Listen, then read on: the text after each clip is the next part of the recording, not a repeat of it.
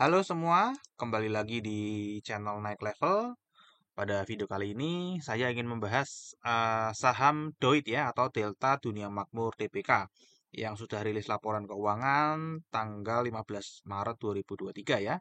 Hari ini tanggal 17 Maret harganya naik cukup oke ya 4,29% jadi 292 per lembar saham. Ya ini sektornya di minyak gas dan batu bara. Nanti kita akan lihat lebih detail ini seperti apa perusahaannya ya.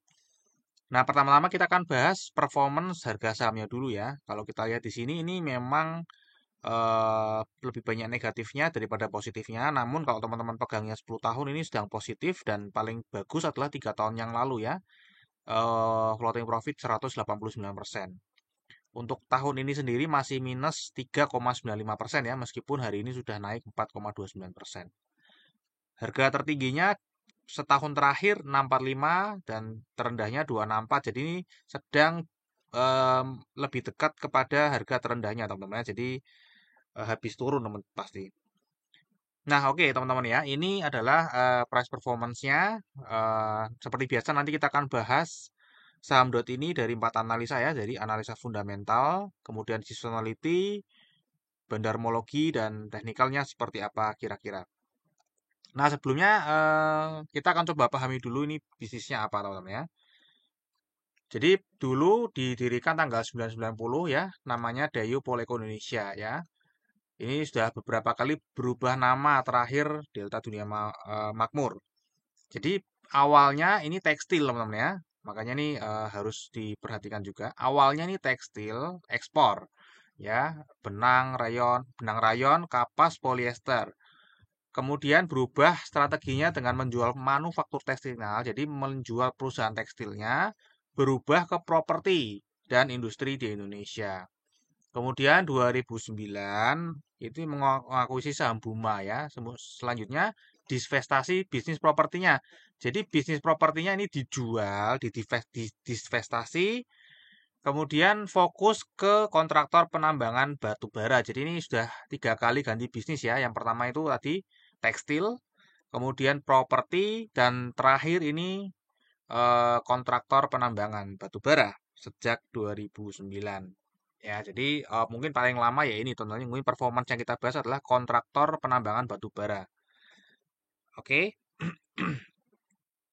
Ya, ini kira-kira ya. Jadi saya juga tidak menguasai semua perusahaan, jadi kita akan belajar bareng-bareng di sini. Nah, sekarang ini adalah corporate action saham DOIT, teman-teman ya.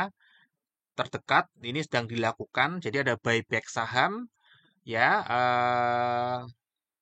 tanggal 25 Januari sampai 24 April. Jadi ini masih berlangsung ya, buyback saham itu masih berlangsung dengan dananya itu sekitar 33 juta US dollar ya. 33 juta US dollar itu dikalikan 15.000 ya, kira-kira 495 miliar ya. Oke, kita akan masuk ke kinerja jangka panjangnya teman-teman ya. Jadi ini kalau 2010 berarti sudah menjadi kontraktor tambang batu bara teman-teman ya. Sudah menjadi kontraktor tambang batu bara. Tadi kan sejak 2009. Nah, kalau kita lihat kinerjanya pendapatannya sebenarnya ya stabil aja. Kemudian 2022 ini ya pastinya tinggi karena perusahaan batu bara kan lagi ngenjot produksi ya, harganya naik. Jadi otomatis sebagai kontraktor, jasa kontraktornya ya mendapatkan pendapatan lebih tinggi ya. Laba kotornya pun demikian, namun ini 2018 malah oke juga teman-teman ya.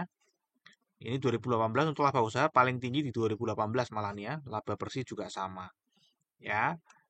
Oke, ini juga beberapa kali merugi teman-teman ya. Jadi pas awal-awal ini merugi terus, sudah profit rugi, ini sudah mulai stabil. Kemudian COVID rugi lagi ya, dan ini sudah mulai naik lagi.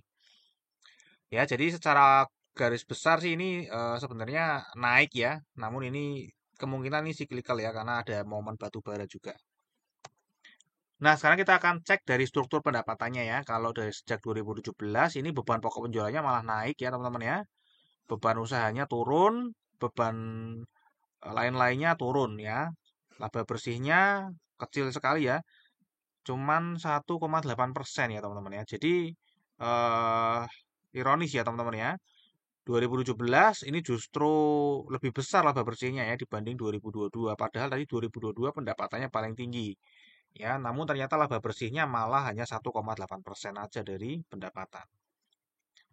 Nah, kalau kita cek di sini teman-teman ya, kinerja jangka pendeknya ini adalah laporan tutup tahun 2022 dibanding 2021. Total pendapatannya naik cukup oke lah, 86,3%, laba kotornya naik 6 double digit semua, bahkan ini sampai luar biasa 11.000% ya, dari 4 ke 447 teman-teman ya. Namun ya ini sekali lagi ya, 447 ini sangat kecil ya dibandingkan dengan total pendapatan ya, hanya 1,8%. Yang sebelumnya ini hampir nggak ada 0% ya. Oke, kenaikannya jadi memang tinggi ya, growth-nya tinggi, namun kalau kita lihat secara prosentasenya masih kecil teman-teman ya. Oke, ini price to book value-nya ini jomplang ya, datanya anomali, paling males ngelihat grafik kayak gini ya. Kita akan coba bahas ya teman-teman ya. PBV-nya pada saat video ini dibuat adalah 0,63, PE ratio-nya 5,64 ya. Kalau dibanding tahun-tahun sebelumnya ini nggak kelihatan teman-teman ya. Kalau saya cek di angkanya sih lebih rendah ya. Jadi PBV-nya lebih rendah di tahun-tahun sebelumnya. PER-nya juga sama, namun ini pernah negatif teman-teman. Jadi susah untuk memvaluasi secara PER karena ini perusahaannya tidak stabil dalam eh, mengenerate profit. Oke, jadi kita akan lihat saja valuasi berdasarkan ROE. ROE-nya saat ini itu 11,18%. Kita bayar di PBV 0,63, maka akan menjadi earning yield-nya 17,74%. Jadi ini ya terbilang murah sih untuk saat ini ya, pada saat video ini dibuat secara valuasinya. Untuk dividen sendiri ini baru satu kali bagi dividen teman-teman ya. Eh, Dibayarkan Desember 2022 kemarin ya. Jadi ini profit tertinggi, kemudian dibagikan hanya 20% atau 10. Nah, jadi karena ini nggak ada historicalnya, saya nggak bisa memforecast ya teman-teman ya, apakah dia akan membagikan lagi atau tidak. Nah, sekarang kita cek dari seasonality-nya ya. Untuk bulan Maret ini memang kecenderungannya turun ya teman-teman ya, kecenderungannya turun. Ini pas nih ya, Januari cenderungan turun jadi turun, kemudian Februari kecenderungan naik-naik, ini Maret turun-turun ya, dan ini April kecenderungan naik, jadi ada potensi nanti di April ya. Namun setelah April ini harus nunggu lagi sampai bulan Oktober. Nah, sekarang kita akan masuk ke bandarmologinya ya. eh ini dimiliki masyarakat 47% teman-teman ya. Jadi ini paling tinggi malah di masyarakat teman-teman ya. Malah paling tinggi di masyarakat. Kalau dipluskan sama Pak Tio, berarti ini lebih tinggi di investor retail lokal ya. Northstar Tambang Persada ini 37,86 dan ada saham Treasury. Ya, kalau kita lihat di sini direksinya juga punya cukup besar ya, 22,7 juta lembar saham ya, dan ini 12 juta teman-teman ya. Jumlah pemegang sahamnya ini cenderung turun ya, namun Februari ini mulai naik, cenderung turun dari 28.000 ke 25.600. Untuk partisipasi asingnya ini cuma 14,7%, tapi ya oke, cuman kita kemungkinan nggak perlu mengikuti investor asing di sini ya, karena ini kecil sekali partisipasinya dan kalau kita lihat sejak Desember ini buang barang terus. Nah, kita akan lihat apa yang terjadi di saham Doit ini setahun terakhir, teman-teman ya. Kalau berdasarkan data Februari 2023, kepemilikan lokal adalah 47,58 dan investor asing 52,42%. Ya, karena ini Northstar masuk ke sini, teman-teman ya. Northstar ini 3,26 miliar masuk ke sini di foreign others ya. Masuk ke sini ini kalau dikeluarkan yang paling banyak lokal. Ya, sekarang kita cek nih dari lokal ini yang paling banyak adalah investor retail lokal ya 34,87%. Ya, terbesar keduanya adalah ada perusahaan dan terbesar ketiganya ada dana pensiun. Untuk investor asing terbesarnya tadi di others ya teman-teman ya, di others karena ini punya Northstar, kemudian ada institusi bank dan kemudian ada dana pensiun juga. Kalau kita lihat perpindahan ini investor asing buang ke investor lokal hanya 3% ya. Movementnya 3%. Kemudian kalau kita lihat di sini ada yang mengakumulasi secara masif ya. Ada perusahaan corporate yang mengakumulasi secara masif ya 9,49% dan ini barangnya dari reksadana ya. Jadi ada reksadana yang mungkin mau lepas sahamnya teman-teman ya.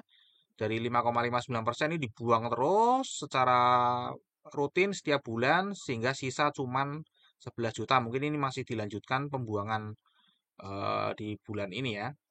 Kemudian terbesar kedua yang buang adalah Foreign IB ya. Jadi Foreign IB ini institusi bank ya dari 14 ke 10 ini masih buang terus setiap bulan ya.